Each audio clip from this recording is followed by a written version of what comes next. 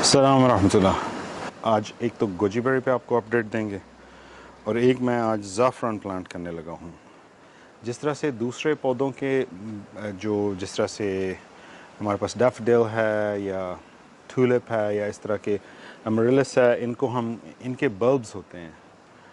तो जो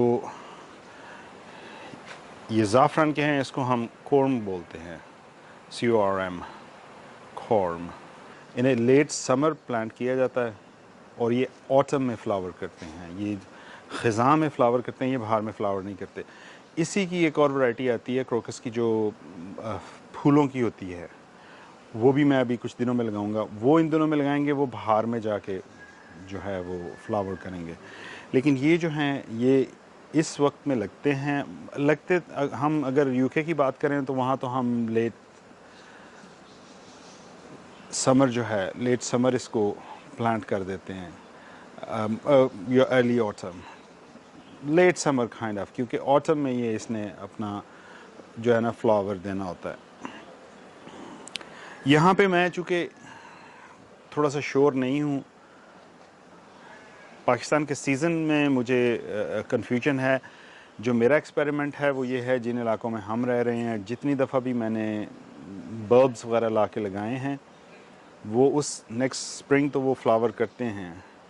लेकिन मेरा ख़्याल है कि जब हमारे सावन भादों आता है, जिसमें मॉइस्चर बहुत ज़्यादा होता है और ह्यूमिडिटी बहुत ज़्यादा होती है, उसमें वो ज़मीन में गल जाते हैं।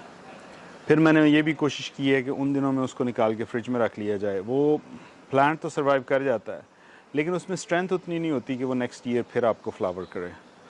और मैं ख़्याल तो ये था कि ये कहीं जैसे अभी भी मैं ये ले आया था, क्योंकि एक ऑप्शन थी मेरे पास कि मैं इन्हें कहीं कोल्ड क्लाइमेट में, हमारे जो पहाड़ी इलाके हैं वहाँ कहीं लगा सकूँगा। लेकिन वो अभी तक तो वो नहीं बन सका मामला।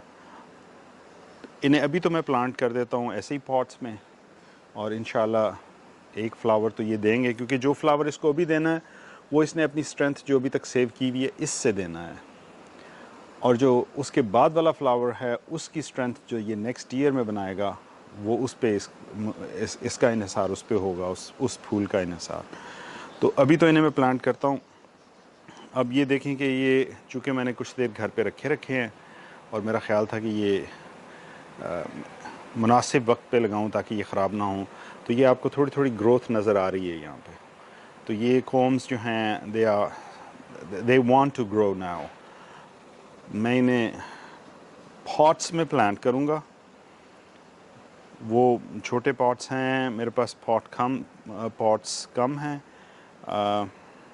I think I've got a couple of them at home, तो probably 3 to 4 each pot में मैं लगाऊंगा। और इन पॉट्स को मैं ज़मीन के अंदर आधा आधा दबा दूंगा।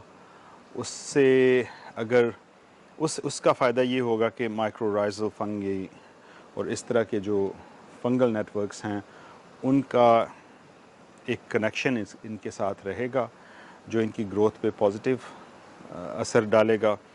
और फर्दर डाउन द रोड मैं इनको देखूंगा कि मुझे इनको जब निकाल के या तो फ्रिज में रखना हुआ या अगर कहीं और ट्रांसप्लांट करना हुआ, कोई ऐसी जगह हुई, तो then I will see what I have to do. लेकिन एट द मोमेंट मैं इन्हें एक प्रोटेक्टेड सी जगह पे लगाना चाहता हूँ ताकि मैं उसको फॉलो भी कर सकूँ और वो ज़ाया भी ना हो। क्योंकि ऐसे होता है कि अमूमन माली वगैरह गोडी करते हैं तो उससे ये कट सकती हैं, तो इसलिए मैंने पॉट्स में लगा के ज़मीन में लगाऊंगा। तो will go had and put them in pots now. लेकिन जो ज़मीन में प्लांट करने का इसका प्रोसेस है, उनको पॉट्स को, वो मैं फ्यू डेज़ में अपडेट करूंगा, जब ये यहाँ ज़रा मिट्टी सेटल हो जाए, ये अपनी जड़ें बना लें, और फिर मैं आपको इसका अगला हिस्सा जो है वो भी दिखाऊंगा। तो ये मेरा अपना बनाया हुआ कंपोस्ट का मिक्स है।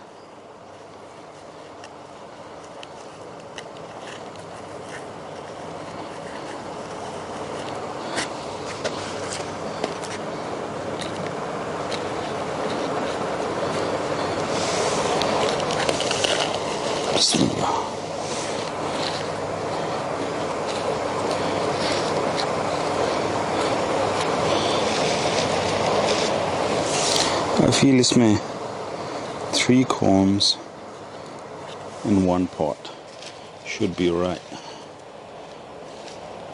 ज़्यादा crowded भी ना हो, और इनको तकरीबन 2-2.5 इंच नीचे रख रहा हूँ. वैसे तो probably they should be around over 3 inches deep.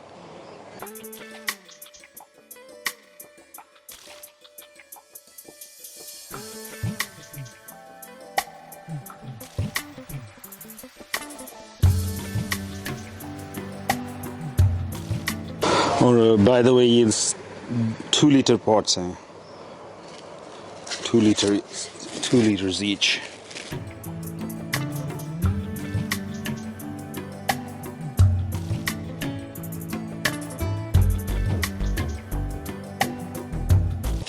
मैं बस 3 और गमलों के लिए हैं, क्योंकि ये 9 बची हैं पीछे मेरे पास. 3 एक में मैं लगा रहा हूँ, तो इंशाल्लाह अब इसका बाकी का देखते हैं.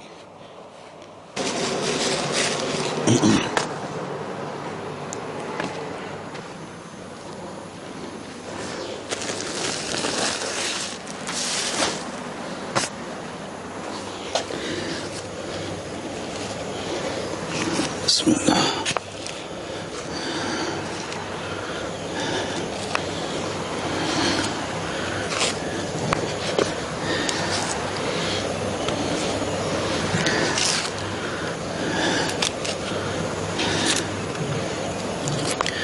मैं इनके लिए पानी ले आऊं.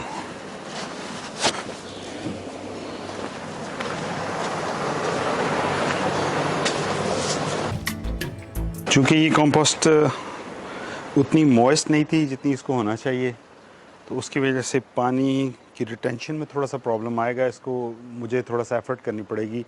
So it starts retaining the water.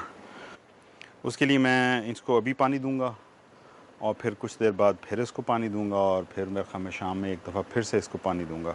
तो 2-3 दफ़ा पानी अब दूंगा, 3 दफ़ा में होपफुली, और फिर कल शाम में फिर से इसको पानी दूंगा, ताकि ये सारी एक दफ़ा अच्छी तरह से मॉइस्ट हो जाए, ये पानी को रोके